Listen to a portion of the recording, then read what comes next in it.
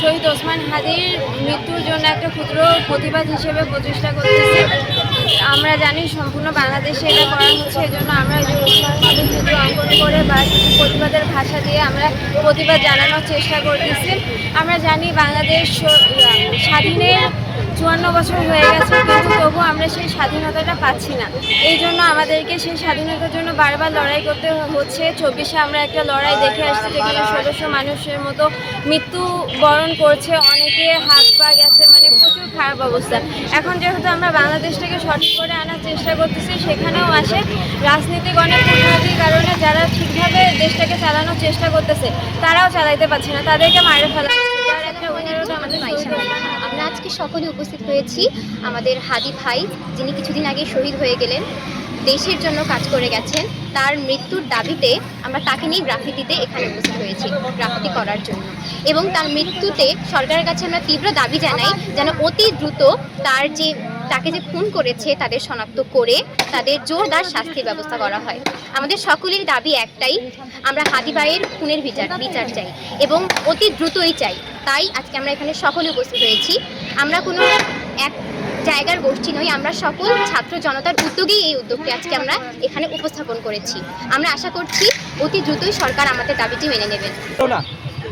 যে হাদি শুধু এমপি হয়ে 8 আসনের যিনি সংসদ প্রার্থী হতে চেয়েছিলেন, আমার রব আমার আল্লাহ ওনাকে এই গোটা বাংলাদেশের রাজকীয় বিদায় করে ওনাকে সংসদে পাঠিয়েছিলেন। লক্ষ লক্ষ হাজার হাজার মানুষ তার শেষ বিদায়ে গিয়েছিল। তবে খুব দুঃখের সাথে বলতে হয়, যারা বাংলাদেশপন্থী, যারা বাংলাদেশের নিয়ে কথা বলে, যারা ন্যায় ইনসাফের নিয়ে কথা বলে, এই দেশে তাদেরকে বেশি দিন বেঁচে থাকতে দেওয়া হয় নাই। এই রাষ্ট্র আমার হাদি ভাইকে নিরাপত্তা দিতে পারে নাই। আমার হাদি ভাইয়ের রক্তের বিচার আজ 16 দিন পার হচ্ছে, আমার হাদি ভাইয়ের রক্তের বিচার এখন পর্যন্ত হয় নাই।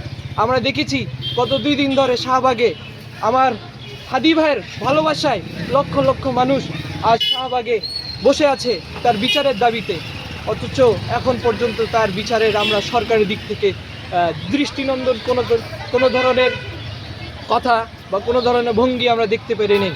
খুব দুঃখের সাথে বলতে হয়, হাদি ভাই আপনি চলে গিয়েছেন, তবে আপনি আমাদের অন্তরে রয়ে গেছেন। আপনার দেখানোর পথ, ন্যায় ইনসাফের পথ, ইনশাআল্লাহ আমরা এই তরুণ প্রজন্ম বাস্তবায়ন করব। তার জন্য আমাদের মরতে হলেও আমি মরব। এক হাদি গিয়েছে, আজ সারা বাংলাদেশে লক্ষ লক্ষ হাদি জন্ম নিয়েছে। আজ আমি শোয়েব এখানে দাঁড়াই কথা বলছি, আজ আমি যদি ন্যায় ইনসাফের কথা বলতে যদি মারা যাই, আগামীকাল আমার মতো আরও এক শোয়েব, তারপর আর এক শোয়েব, লক্ষ লক্ষ শোয়েব জন্ম নিবে।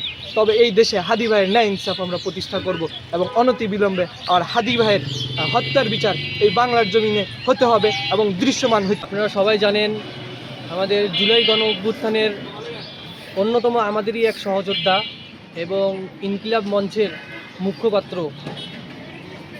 শহীদ শামীম ওসমান হাদি ভাইয়ের যে আজকে তার মৃত্যুবরণের 16 দিন হচ্ছে, অথচ বাংলাদেশে আমাদের প্রধান উপদেষ্টারা কোনো বিচার, কোনো যারা মারছে তাদের কোনোভাবে শনাক্ত করতে পারেনি। তো আমাদের একটাই দাবি থাকবে যে খুনিকে খুব দ্রুত ইন্ডিয়া থেকে বা বাংলাদেশের যে কোনো প্রান্ত থেকে খুব দ্রুত নির্বাচনের আগেই আমাদের খুনিদের বিচার হওয়া উচিত। আর সর্বশেষ একটা কথাই, যে সবার টাইমলাইনে একটা কথাই থাকে যাক বা একটা কথাই আমরা রেখে যাই, জাস্টিস ফর হাদি, ইনকিলাব জিন্দাবাদ।